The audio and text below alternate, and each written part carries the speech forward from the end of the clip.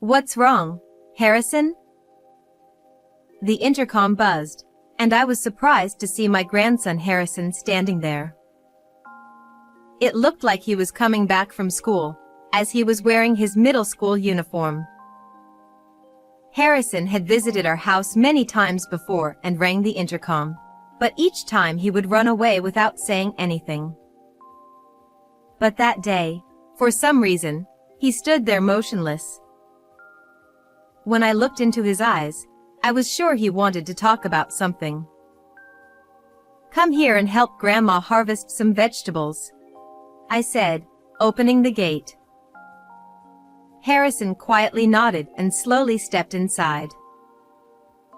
For a while, as he started helping me with the farm work, Harrison remained silent. I waited, hoping he would open up to me on his own. After about 10 minutes, Harrison's face crumpled, and he began to shed large tears. "Why are you crying? Does something hurt?" I started to worry that he might have hurt himself and checked his arms and legs for any injuries. No, that's not it. I'm sorry. I'm sorry I couldn't tell the truth until now. I waited for Harrison to calm down and then gently encouraged him. "You've been wanting to say something, haven't you? Go ahead and tell me." "My name is Nancy, and I'm 65 years old. I used to work as a teller at the local bank. My husband, Jason, is 2 years older than me, and he was also a banker like me. Jason once told me, A bank is built on human connections. Your smile has a special way of putting people at ease, so this job suits you well. When I was still clueless about the world, Jason guided me as both a banker and a person, sometimes strictly, sometimes kindly. I was drawn to his genuine kindness, the way he treated everyone with a warm smile, regardless of who they were.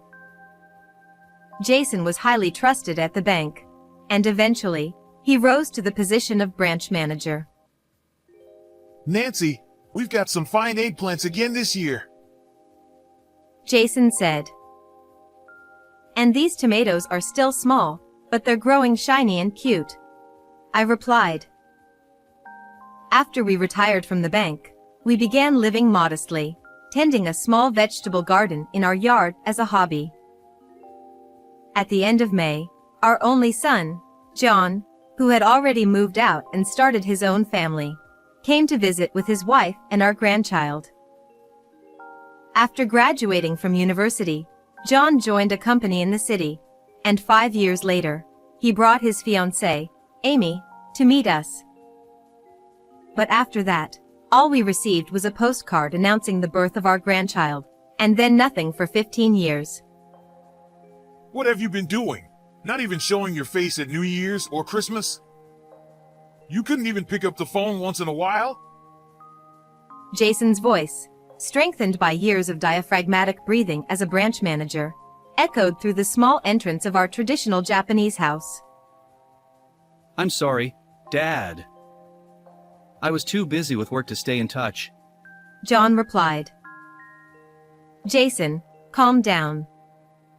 You're making Amy uncomfortable, I said with a wry smile, trying to soothe Jason, who was speaking excitedly. When Jason gets too happy, his words can become harsh, and people who don't know him might mistake it for anger. It's been a long time, Amy. I'm glad to see you're doing well, I said. It's been too long. I'm sorry we haven't been in touch. Amy replied. She was a bit thinner than when we last saw her 15 years ago, but her bright smile was still the same. Standing beside her, carrying her bags, was a boy who looked to be about middle school age. I smiled at him. You must be Harrison. It's nice to meet you. I'm your grandmother, I said. Harrison, looking a little shy, simply bowed his head and said nothing. Even so, I couldn't contain my joy at meeting my grandson, so I kept talking. I've only seen pictures of you as a baby, but now that I see you in person, you look just like John did when he was young. How old are you? Harrison is 14 now. He'll be taller than me soon. John said, standing next to Harrison. That night, we gathered around the dinner table with our son and his family for the first time in 15 years. Back then, Harrison was still in Amy's belly. I made too many side dishes for Harrison, so feel free to have seconds of rice too, I said, but Harrison only gave a faint smile and didn't say anything in response. Come to think of it, neither John nor Amy had said much since they arrived.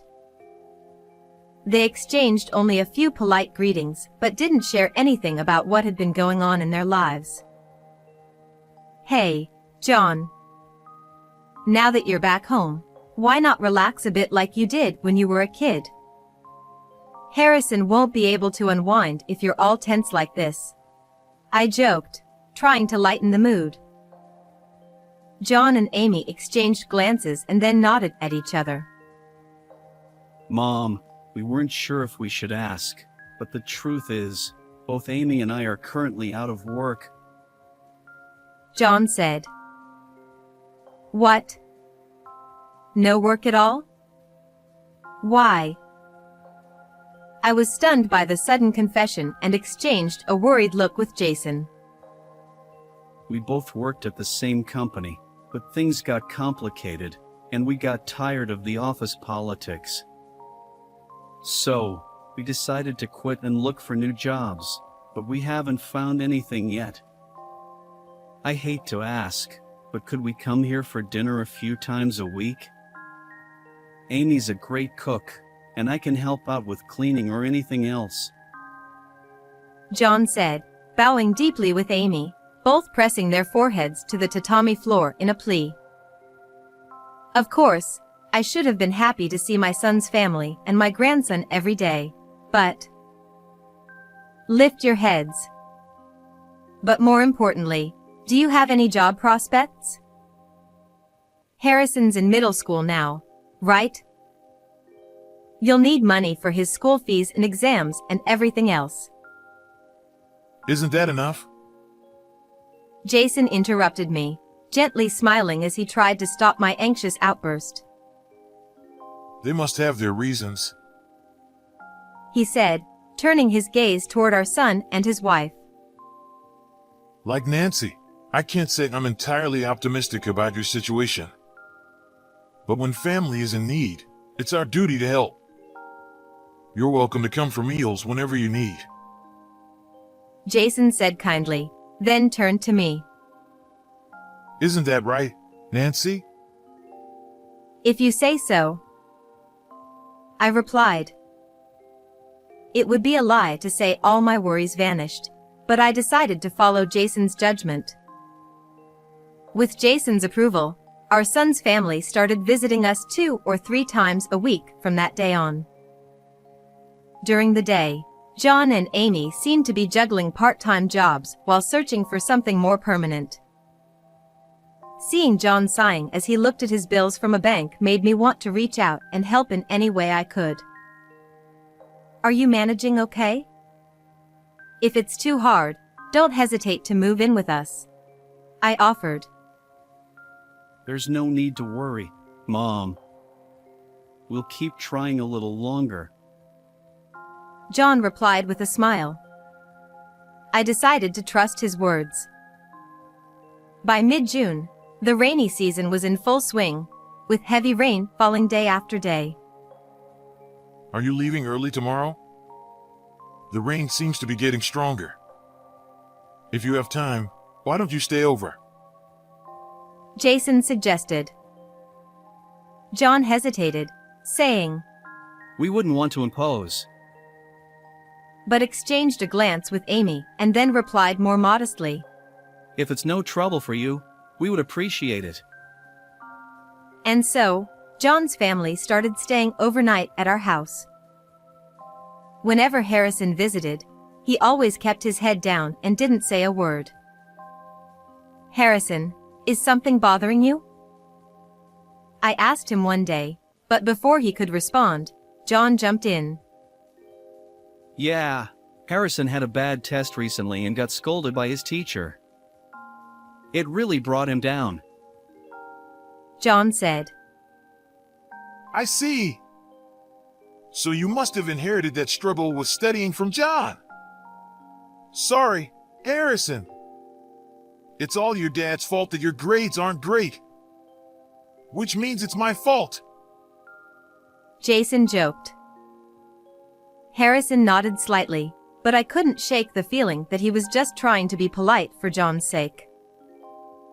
Around this time, Harrison began visiting our house almost daily, even on days when he wasn't staying over.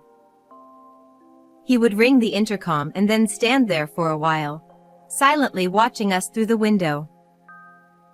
But when I'd call out, "Come in," he would look startled and dash off to the bus stop as if he were fleeing. Since he was always in his school uniform, it must have been on his way home from school. "What's going on with Harrison?" I asked Jason, concerned about his odd behavior. I don't think you need to worry too much. He's 14. It's not unusual for a kid that age to have a problem or two that they don't want to share with adults. Jason replied. That may be true, but even though I knew that was possible, I couldn't help but feel that Harrison's daily visits, even in the pouring rain, had some deeper significance. In early July, the rainy season took a brief break, leaving us with damp and muggy days. It was just past midnight when I suddenly woke up, alerted by a faint sound. It seemed like the sound of footsteps on the carpet coming from the living room, and I held my breath. Did I lock up properly? I kept replaying the memory in my mind. Every night before bed, I would check the locks first, and then Jason would double-check the same spots as a precaution. Even if I had missed something, meticulous Jason would never overlook it. I reached for my smartphone by my bedside and, clutching it tightly, cautiously opened the door to the living room. Using the faint light from my phone, I scanned every corner of the room, but nothing seemed out of place. Maybe it was just my imagination, I thought. Jason, who had been sleeping beside me, woke up too and asked, What's wrong? I thought I heard something, but it seems like it was nothing, I replied. I definitely locked up. But if you want, we can check again. Jason offered. We wouldn't want to wake John and the others with all this noise. Let's just go back to bed, I suggested. Neither of us thought much of it, so we returned to the bedroom and went back to sleep.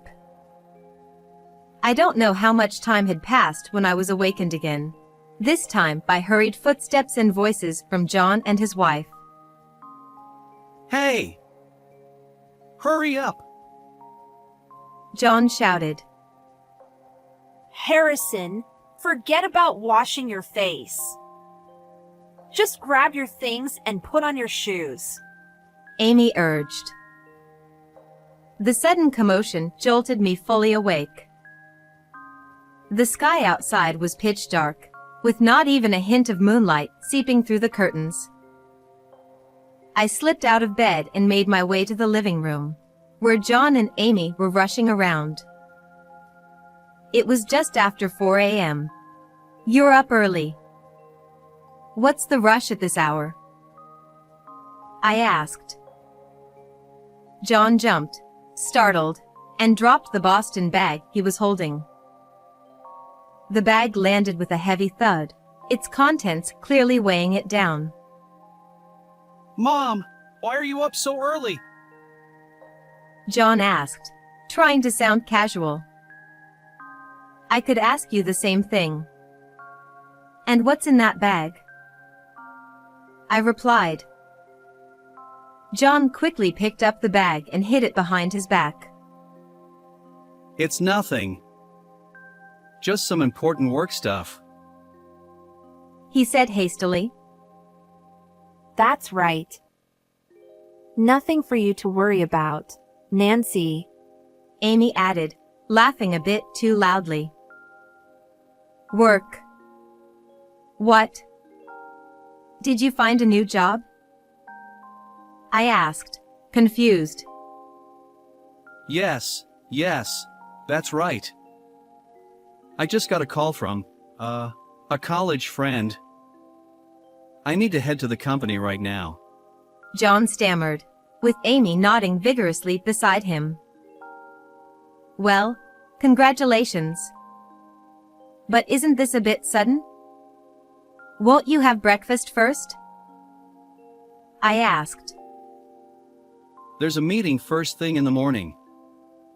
It's a long drive, so we'll have to skip breakfast. John replied quickly. At that moment, Jason came into the room. This is all happening fast. Are you sure this company is trustworthy?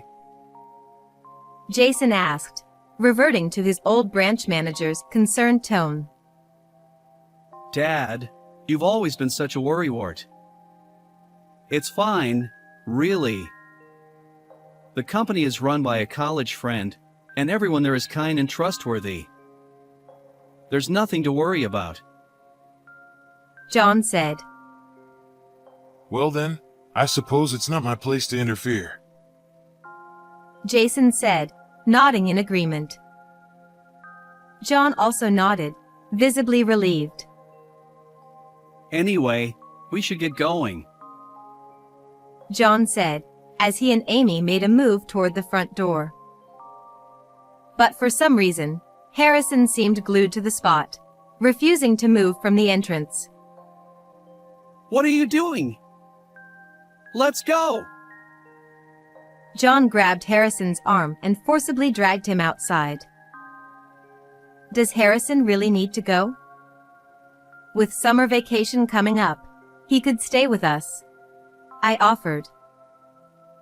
Amy replied, We appreciate your kindness, Nancy, but we really can't impose on you any further. Thank you, though. Ignoring my attempt to stop her, Amy took the bag from John and headed to the car. John, meanwhile, pulled Harrison's arm firmly and scolded him. Enough of this nonsense. All we could do was watch helplessly as they drove away. Jason said, Well, at least John's got a job now. All we can do is support them.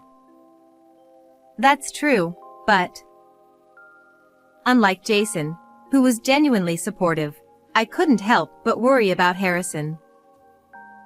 His behavior just didn't sit right with me.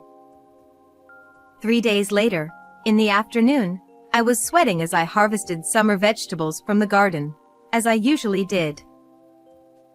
After about an hour of work, I took a break in the living room, sipping some juice when the doorbell rang. I thought it might be a delivery, so I opened the door, and there stood Harrison, who was supposed to have left with his parents. Harrison, what's going on? I asked, trying to contain my surprise and happiness. Normally, Harrison would run off to the bus stop the moment I spoke to him, but today, he just stood there, not moving an inch. What's wrong? Why don't you come inside? I asked, noticing that he seemed to want to say something. Would you like to come and help Grandma with the vegetable harvest? Is that okay? I suggested, trying to coax him in. Harrison seemed to hesitate, looking back at me silently, unsure whether to enter. Your grandpa's out at a neighborhood meeting, so if you could help me instead, I'd really appreciate it. I added, opening the gate and beckoning him in. Finally, Harrison nodded quietly and walked inside.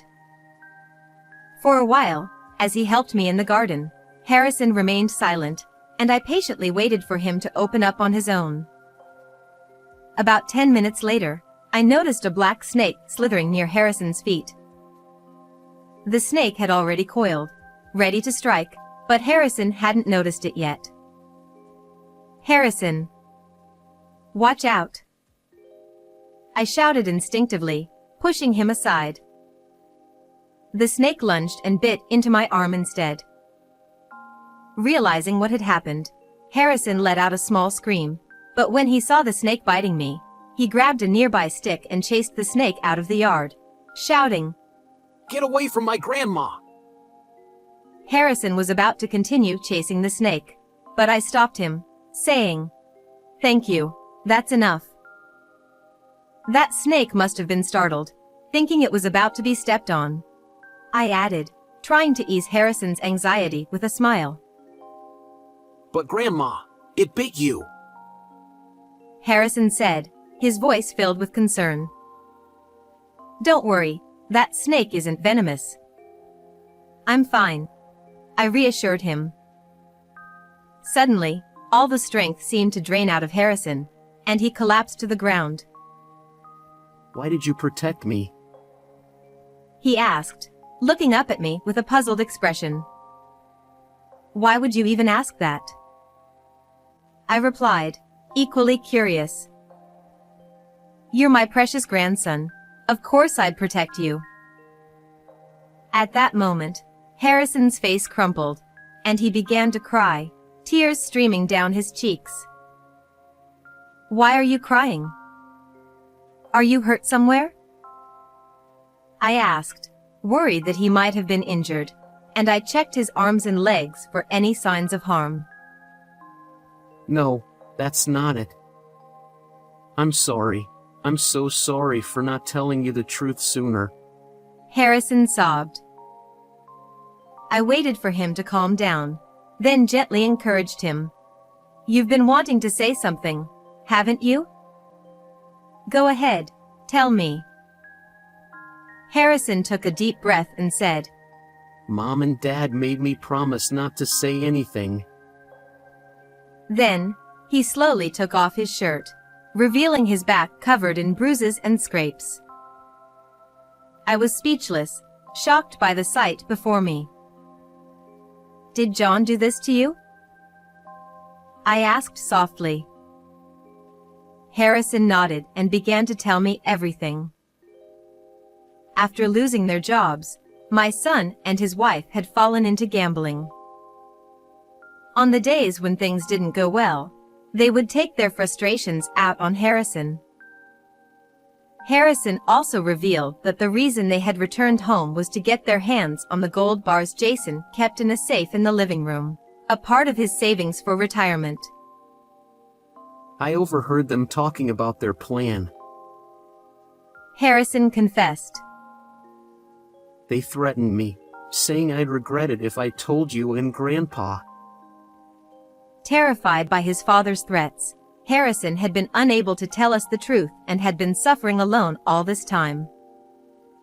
Once they discovered the safe's code, my son and his wife packed the gold bars into a bag, converted them to cash the same day, and left for a trip to Hawaii, abandoning Harrison. "You were so brave to tell me all this," I said, pulling Harrison into a tight hug as he cried in frustration and sorrow. An hour later, I told Jason about everything when he returned from the neighborhood meeting. I can't believe this. He said. Though Jason seemed to understand what I was saying, his desire to believe in our son was stronger. "It's the truth. The gold bars are gone," I insisted.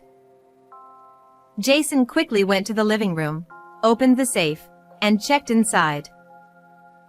No! But that doesn't mean it was them. Maybe someone broke in from the outside. Yes! You mentioned something about hearing strange noises that night, didn't you? Jason was still trying to convince himself of John's innocence. "But you made sure all the doors were locked that night, didn't you? And besides..." What is it? Is there something else? Jason asked, noticing my hesitation. I debated whether to show him, but then I made up my mind and showed Jason the video saved on Harrison's phone. His face contorted with a mix of sadness and anger as he watched the video. It clearly showed John and Amy sneaking into the living room at night, taking the gold bars out of the safe, and stuffing them into a Boston bag. I didn't want you to see this, but this is the reality, I said, holding Harrison close and appealing to Jason's heart. Harrison's back is covered with scars. He says John did this to him. Harrison knew about his parents' plan, but he was too terrified to speak up. Even today, he must have been scared. Yet, he found the courage to tell us the truth. We can't turn a blind eye to his bravery. The one who's suffering the most isn't me or you, it's Harrison.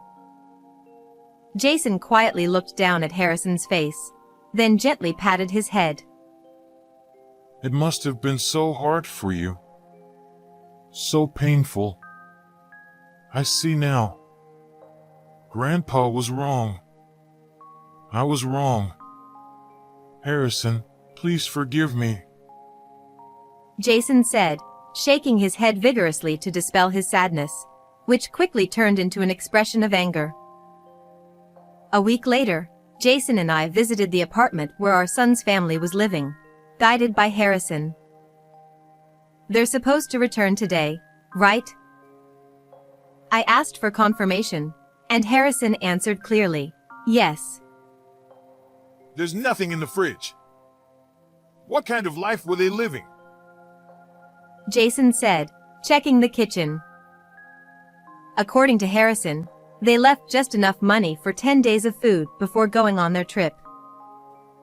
Soon, we heard a familiar car engine stop in the parking lot. The sound of footsteps echoed up the stairs, followed by the laughter of John and Amy, getting closer. The front door slowly opened, revealing John and Amy, their skin sun-kissed from the trip. Did you enjoy the trip? Jason asked. Their laughter vanished in an instant. Dad! What are you doing here? John exclaimed. They had never told us their current address. When John spotted Harrison hiding behind me, he glared at him. Harrison! Did you tell them? You traitor! He stormed in with his shoes on, aiming for Harrison. Just as John was about to grab Harrison, Jason stepped in, blocking his path, and twisted John's thin, frail arm. Ow! Ow! Ow! I wasn't gonna do anything! Let me go! John whined. Good thing I learned some self-defense back in my bank days. Jason said, easing his grip. John, now weak and gaunt, collapsed onto the floor. How does it feel to go on a trip with stolen money? Jason asked. Stolen? What are you talking about? John tried to play dumb, but Jason cut him off, showing him the video Harrison had secretly recorded, capturing their crime. Your goal from the start was those gold bars, wasn't it? Jason said. Damn you, Harrison! You know what's going to happen to you later, don't you? Amy shouted, making Harrison flinch. So that's how you've been hurting this boy all this time. But it ends today. You're going to tell us everything. Jason demanded, his glare silencing John. Defeated, John began to confess. Both John and Amy had a love for gambling. At first, they claimed it was just a way to blow off some steam, spending within their allowances. But after one big win, they couldn't stop, and before they knew it, they were drowning in debt. I started misusing my position in accounting and took money from the company. When they found out, I was fired. We had no choice. John admitted. No choice? The problem started when you got hooked on gambling in the first place. You should have been more responsible as a parent. Jason scolded, leaving them with nothing to say. Dad, please! We'll change. We'll work hard from now on. Just please don't report us to the police. John begged, falling to his knees, with Amy quickly following suit. Jason looked at me, then at Harrison. What do you want, Harrison? Jason asked. I don't want Mom and Dad to get arrested. I just want them to go back to being the kind parents they used to be. Harrison said, revealing his true feelings. Jason nodded with a smile. All right, but on one condition. You two will undergo treatment under the guidance of specialists to overcome your gambling addiction. Do you agree? We will. We'll do it. John replied, and Amy nodded in agreement, thanking Jason for his leniency. While our son and his wife were in a facility undergoing specialized treatment, Harrison stayed with us, and we took care of him. Although taking the bus to school took a bit longer, Harrison never complained. There are so many different sights to see now. I actually enjoy it more, he said. It seemed that the uneasy feelings he had towards his parents were gradually easing, and he was beginning to appreciate the small changes around him. Every day after school, Harrison would help out with the farm work. Isn't weeding boring? I asked him once. Harrison smiled and replied, Not at all. But isn't it hard for you to stay bent over like that, Grandma? He was always more concerned about me. During the summer break, Harrison visited a nearby scrapyard and collected some pieces of wood.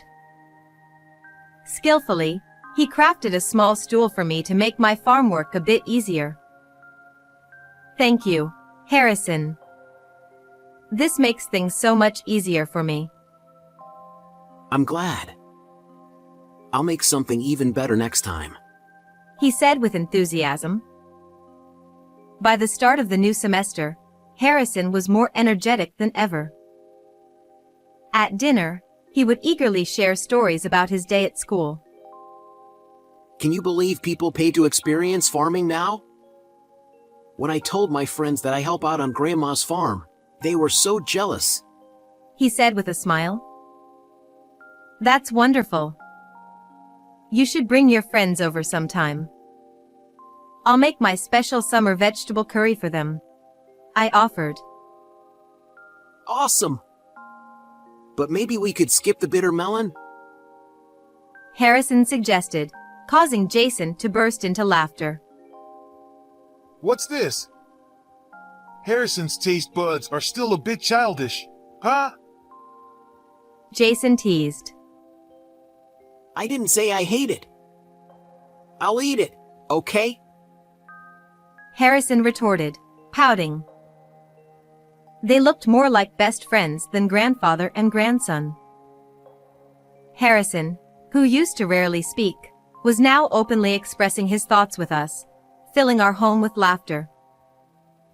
Grandpa, thank you for always thinking of me, Harrison said seriously, which made Jason look away, a bit embarrassed. It was Nancy who saved you, not me. I'm just an old man who didn't notice anything. Jason replied. Harrison shook his head firmly. That's not true. You set the safes combination to my birthday, didn't you? I overheard Mom and Dad talking about it. Jason smiled softly. That's hardly something to be thanked for. You're our precious grandson. We couldn't see you for so long, but I never wanted to forget your birthday. Thank you, Grandpa. Harrison said again, his gratitude clear. We continued to receive daily letters of remorse and apology from our son and his wife at the facility. I found such comfort in the time I spent with Harrison that I sometimes wished it could last forever. But I knew that, in the end, he needed his parents, and one day he would return to them. Perhaps, once John and Amy completed their treatment and overcame their addictions, we could all go on a family trip together.